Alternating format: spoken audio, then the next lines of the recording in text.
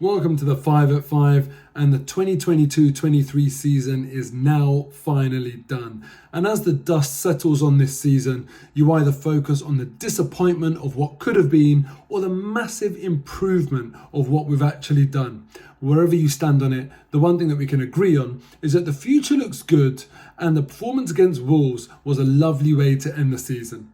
Let's get into my 5 at 5 from Arsenal 5, Wolves 0. Number 1, where else? Granit Xhaka. What an unbelievable way for Granit Xhaka to go out, if of course he is leaving.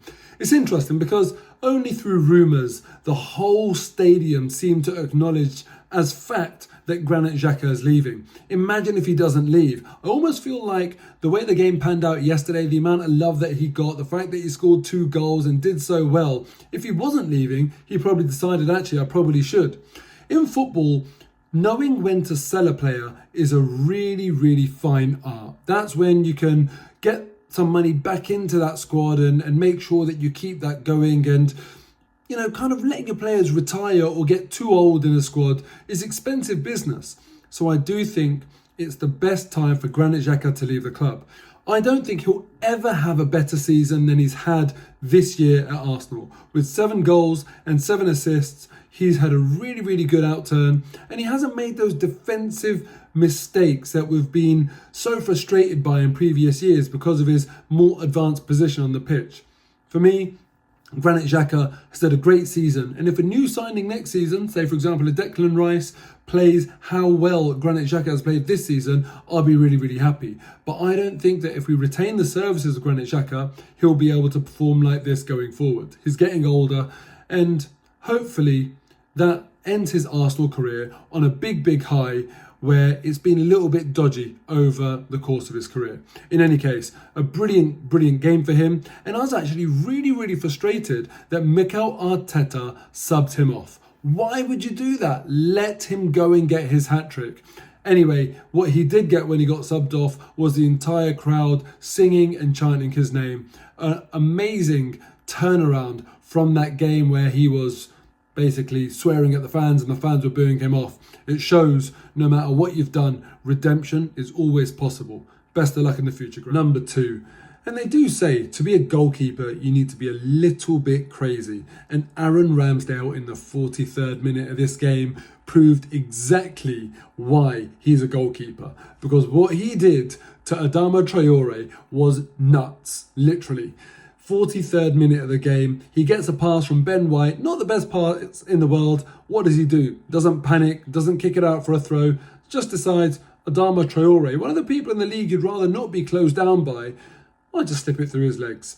What a moment of composure by Aaron Ramsdale. The North Bank certainly appreciated it and found that quite funny. Aaron Ramsdale being a brilliant player so far this season, and he read the script for the last game of the season and thought, you know what, I'm going to have a bit of fun with it. Clean sheet and a nutmeg. Well done, Aaron Ramsdale. Number 3, 6 double goal contributions from our squad.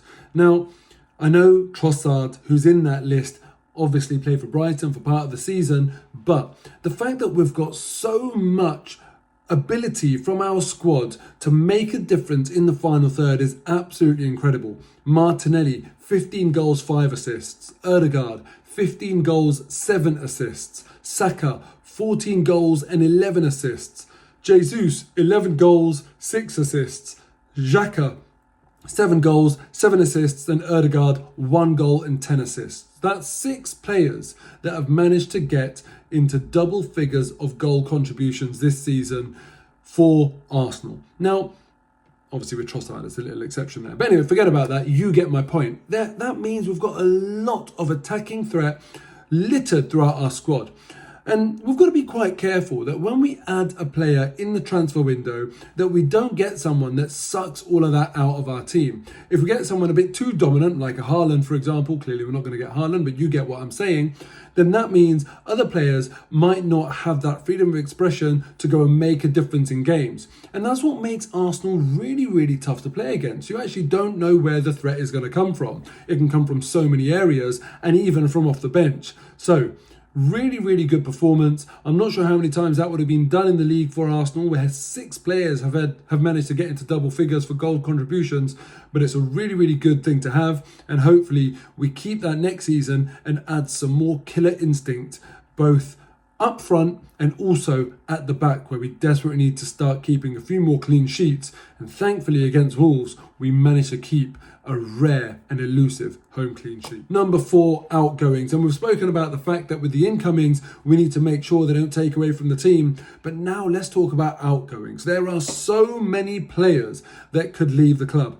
Let me know in the comments below, out of this list, who you would like to see leave and who you would like to see stay. Starting with Granit Xhaka, then Tierney, then Holding, then Partey, then Nketiah or Balogun. Looks like it's going to be Balogun and Nketiah will stay at Arsenal. Pepe, Smith Rowe, Cedric and Charlie Patino. There's a hell of a lot of activity that's going to go around the club this year. And not to say all of those players that I've mentioned will leave, but there's rumours and you can see reasons why they might leave. For example, Thomas Partey and Emile Smith Rowe.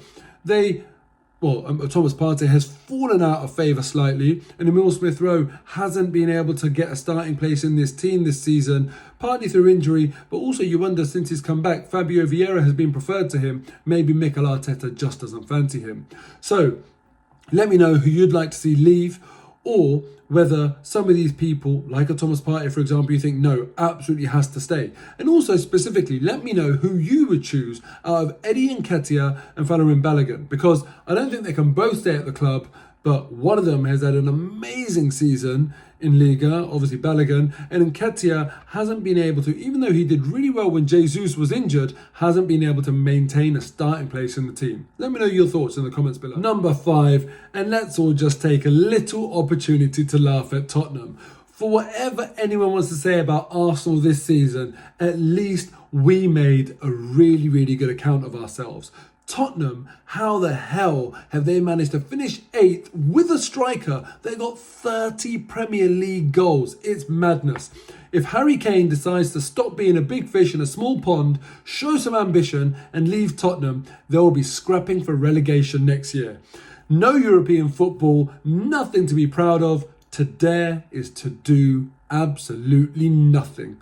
Thank you for being our rivals. Thank you for watching as usual all season long. I really appreciate it. Please do make sure you subscribe and get ready for next season, because hopefully we add some silverware to our honours roll and we've got something to celebrate. I'll be there and I know you will too. Take care. Enjoy yourself.